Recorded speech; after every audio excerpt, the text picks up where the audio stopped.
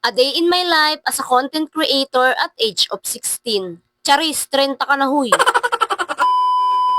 Ngayong araw nga guys ay aalis ang buong pamilya dahil meron ngang nagpadala sa atin ng blessing. Nako, thank you so much po madam sa inyong binigay sa amin dahil kami ay makakagala ngayong araw. Sabi nga ni madam dito ay isama ko nga daw si Papa Plates at yung tatlo kong anak. At kumain nga raw kami sa Jollycod. Charis, sa Jollibee talaga yon. Dito nga kami pumunta sa SM North dahil one ride lang naman ito sa amin. Tuwang-tuwa nga itong mga bata na to nung nalaman na aalis kami. Minsan lang kasi kami lumabas ng ganito, yung last nga ay nung April pa yun. Dito nga agad kami dumiretso sa Jollibee dito sa food court sa baba. Tinatanong ko nga tong batang maliit na to kung anong gusto niya. Sabi niya ay kanin daw tsaka chicken. O di ba alam na alam niya agad. At eto na nga yung pinag-o-order ko. Sila nga lang ang pinakain ko ng kanin tsaka chicken. Ako nga ay hindi na ako nagkanin dahil eto na lang yung kakainin ko, itong burger. Kumain naman kasi ako sa bahay bago nga umalis dahil late na nga ako nagising. Sa nagpadala sa amin netong blessing na to, thank you so much po madam na ayaw magpa-mention. Pagpalain pa po kayo. Hindi ako makapaniwala na may mga taong gusto kaming tulungan, suportahan. Yung iba sinasabi kung may pera lang ako, gusto ko sanang magbigay sa inyo. Diba, ang dami pa rin palang may mabubuting puso sa mundo. Pero yung panonood nyo nga sa amin, sobrang laking suporta na nun para sa aming pamilya. Kaya salamat sa mga followers namin dyan. 500k na tayo guys!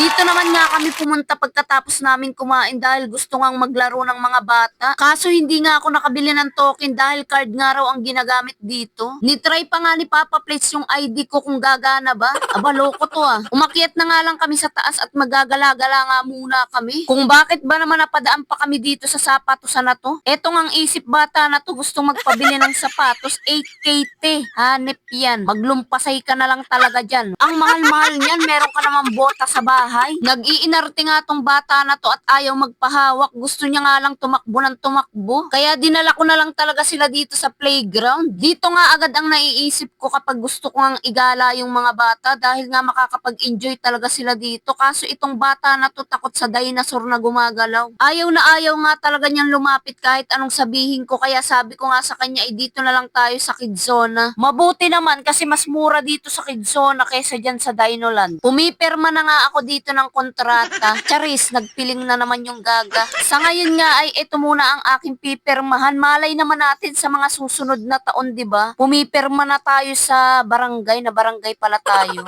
Charot, nagme-medyas na nga kaming lahat dito at nagdala lang ako ng medyas namin. Magastos pa nga kung bibili pa kami. Sobrang saya nga ng puso ko dahil nararanasan nga ng mga anak ko yung mga hindi ko naranasan nung bata pa ako. Pero sobrang saya din naman ang mga karanasan ko nung bata pa ako. Nandyan yung maliligo kami sa ilog ng 5 oras, magbabahay-bahayan, maglalaro ng buhangin, magpipiko, maghahabulan, magtataguan, tapos uuwi ka sa bahay nyo kaya hindi ka mahahanap ng mga kalaro mo. Tapos isa pa sa mga hindi ko malilimutan yung gustong-gusto kang kutuhan ng nanay mo, pero ikaw gustong-gusto mong maglaro kaya magdadahilan ka na naiihi ka, tapos tatakas ka na hapon ka na uuwi. Grabing kurot ang dinanas ko nun pero hindi ako nadala. Syempre, ang kunat ng balat ko, Charis. Ito nga ang favorite niya, ang mag-slide ng mag-slide kahit nga sa bahay ay kung saan-saan niya nag-i-slide. At eto nga ang panganay kong anak ay umakyat pa talaga dyan.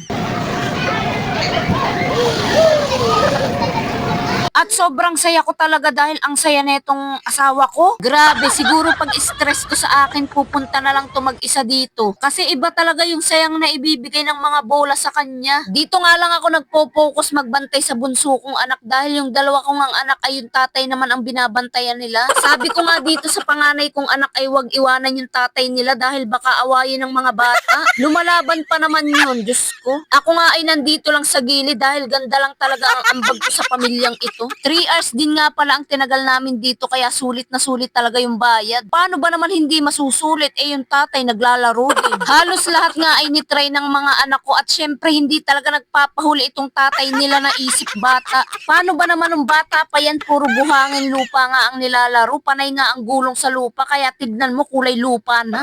Charis. Yung nakakakita nga kay Papa Plates ay nawiwirduhan na para bang gusto na siyang saktan nasasaktan. Diyos ko, kahit naman ako hindi na ako magdadalawang isip, sasaktan ko na talaga yan. Binabantayan ko din talaga si Papa Plates at baka bigla na lang siyang hampasin ng mga nanay dito. Para nga mapil ng anak ko na kalaro niya talaga ako ay inaarte ko nga na kinakain ko yung mga laruan dito. Etong si Papa Plates na iinggit ata o eto kainin mo. Halos kumpleto nga yung mga laruan dito. Eto nga pala yung nadagdag dito, etong white sana mag-i-enjoy talaga ang mga bata. Last year nga nung pumunta kami dito ay wala pa to. Kagaya nga ng sinasabi ko kanina ay puro buhangin nga ang pinaglalaroan ni Papa Plates nung bata pa siya. Kaya hindi na siya nakigulo dito, sawa na siya sa buhangin. Marami nga ring learning toy dito kaya talaga matututo rin talaga yung mga bata. Pwede naman palang mahilo si Papa Plates ng walang alak. Magtalon-talon nga lang siya dito na para bang bata. After nga niyan ay nirayuma na talaga ang matanda. Hindi pa nga siya nakontento, gusto pa raw niya magluto-luto. Diyos ko naman, pinagbigyan ko na at baka mag-iniyak pa to dito, magsumbong pa sa nanay niya. Malapit na nga rin kaming mag3 oras kaya pinatakbo-takbo ko na nga itong bata. So paano ba yan, hanggang dito na nga lang muna itong video na ito. Bye bye, love you.